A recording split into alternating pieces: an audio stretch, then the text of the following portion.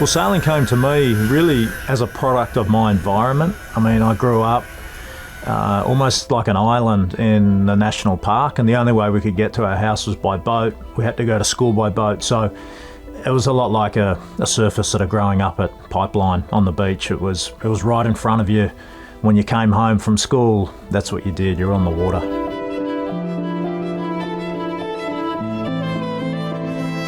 "240 miles east of Atlanta, the yachtsmen have been battling for medals ever since the Games began. You almost certainly have never heard of Ben Ainslie before. He's definitely one of British sport's unsung heroes. The 19-year-old from Lymington in Hampshire is already Britain's Young Sailor of the Year and the reigning Yachtsman of the Year. Okay guys, you want to talk to me about something? Now he's the youngest ever British sailor to win an Olympic medal. So the first thing he had to do was ring his mum. Can you come and get me, please? I got into sailing with my parents, and interesting story, I grew up in the Midlands in the north of England, far away from the sea. But when I was about 8 years old, my family moved to the far southwest of England, a county called Cornwall, where it's just a beautiful place. There's great opportunities to learn to sail and be by the water, and that's really growing up how I got into the sport. Very happy. It's my first Olympics and I'm quite young, so I'm very, very happy to have got a medal. Yeah. First started racing dinghies when I was about 10. I got a boat for a Christmas present, and that's when it really started. Sailing's really my life, I guess. I've been doing it all of my adult life. And the way the sport has progressed, there are so many different challenges in sailing, be that in SailGP, or there's always another element of the sport to try and attack and conquer.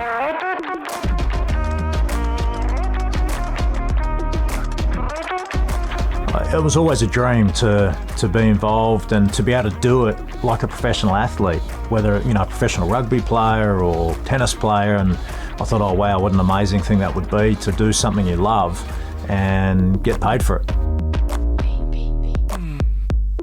Well, season 1, I wasn't involved in SailGP. I was definitely watching as a fan, but I was constantly in touch with Larry and Russell, and then they asked me, why don't you come in and take over the American team from season 2? It was a fantastic opportunity to come in. We raised a bunch of money, we went straight to the final, and that season also brought some of the top teams around the world. We saw Team New Zealand, we saw Ben Ainslie get involved with the British team.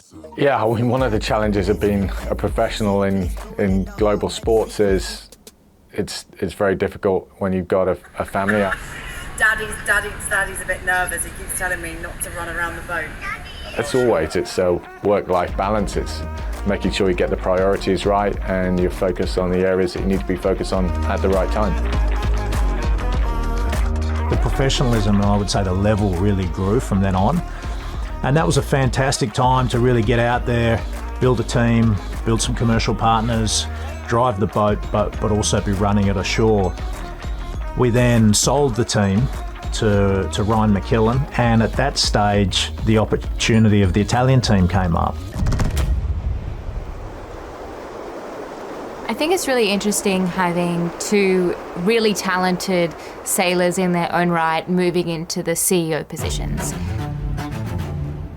On one side, you've got Jimmy Spithill, who, has won multiple America's Cups. He's been successful in SailGP, step out and be the CEO of Red Bull Italy. He's one of those athletes I like to call a grinder. Jimmy might not be the fastest out of the block, and he might not be the sharpest right away, but he's going to figure a way out to get that done. And he's a grinder. He'll grind you down. 2, 1, and slowly coming up. Jimmy will grind. He's a diesel. And then on another side, you've got Ben Ainslie, amazing Olympic sailor, America's Cup sailor, has done very well at SailGP as a driver himself, also take a back seat with Emirates Great Britain. What we see with Ben is he's just got so many different assets and skills that for a CEO you need to have, and so we're just seeing the team kind of take a really different direction now with him moving into that role, and I think it's really exciting. So my role now is as the CEO of the Emirates GBR team, so it's just a brilliant team that we've got and a privilege to be leading such a great group of people. Very lucky to have him in that role. He's got such a wealth of experience on the water that we can lean on, but he really understands what the athletes need and how to help us. What the team have achieved is incredible. All 6 legs, but in the end, the Emirates winning moment goes the way of Emirates GPR. And I think that's a really powerful thing for both of these teams. I think we're going to have some fun over the years ahead as CEOs of our respective teams, trying to push the limits, trying to get the best advantage for our athletes out on the water. For me, I've been really fortunate to have a great career in sailing, more recently in terms of the management side of teams, be that in SailGP. So I'm very fortunate to have been able to make this transition. Good to see you out of the wetsuit and now running the show as a CEO. What has this experience been like for you not being on the boat this weekend? Very challenging, actually, Todd. Yeah, very tough. You don't miss much when you're watching, that's for sure. But I think the first time when you step off the boat and you're, let's say, watching from the sideline in the coaching booth or, you know, from the hospitality lounge, it's really quite difficult because you're so used to, let's say, being in control. And when you detach from the boat, you really can see a lot more. So things that you were generally sometimes hard to see on the water become crystal clear once you're off the boat and you can see all the data and the screens. All right, Jimmy, take your Italy cap off for a moment and tell us how you think this is going to play out with New Zealand, with the Americans, and of course with Emirates GBR. Oh, I'm going to have to go with my old mate Pistol for this one. Jimmy, appreciate your time. Wish you the best of luck. Jimmy Spithill, the Red Bull Italy CEO. Well, the key point in setting up any team is always about the people.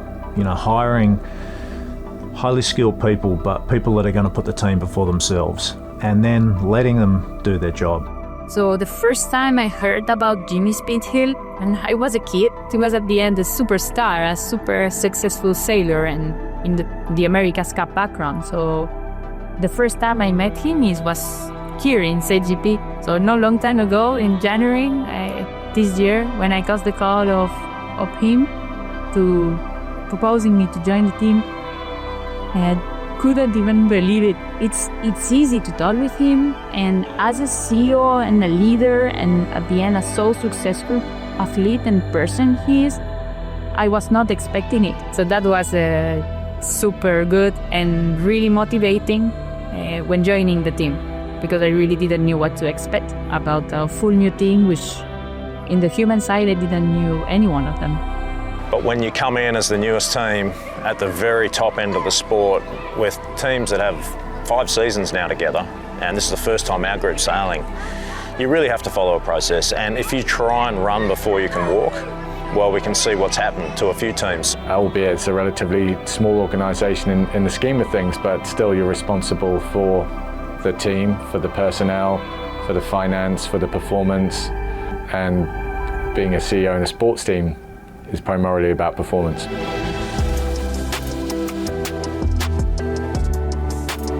And they make the 3rd final in a row, and the Emirates winning moment goes to Emirates GBR. They take the win in Sydney. I can tell you it's way more stressful watching. I mean, it's just biting the fingernail moments. The future of SailGP from a business perspective is hugely compelling when you look at the brands that are now behind these teams, be that Rolex, Emirates, Red Bull. I think that shows you just what the potential is in SailGP, and we're still right at the beginning of this journey. And if I look at SailGP in 10 years' time, I could see it being one of the leading sports leagues anywhere in the world, and that's the target for all of us. We really want Red Bull Italy to become a household name. And one of the best reasons to do that is then you're providing a pathway for that next generation guy or girl that's out there sailing an Optimus or working their way up from wing foiling. They look at our team and think, oh wow, I could have an amazing career, professional career in that sport. It's a great opportunity to look to not just the current generation, but the next generation coming through, and if I can help inspire them into the sport and support them with a valid program through the very best competitions that they're ultimately aspiring to, then I feel like we've done a great job.